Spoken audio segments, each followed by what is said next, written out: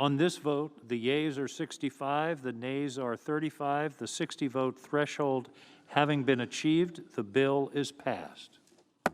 Congress voted to avoid a partial government shutdown on Thursday with just hours to go before a midnight deadline, approving a stopgap bill to fund federal operations through early December.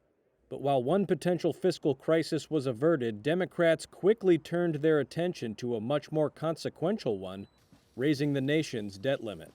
On Thursday, Democratic Senate Majority Leader Chuck Schumer criticized the Republicans in the chamber, who multiple times this week blocked a bid by Democrats to prevent a potentially crippling U.S. credit default.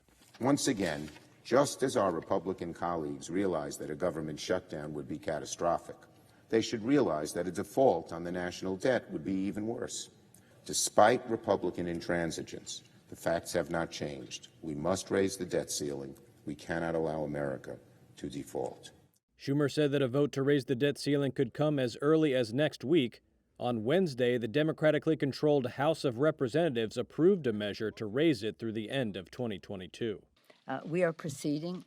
Meanwhile, House Speaker Nancy Pelosi faced a revolt from progressive Democrats who pushed back against President Joe Biden's $1 trillion infrastructure plan until a larger $3.5 trillion domestic investment bill is nailed down.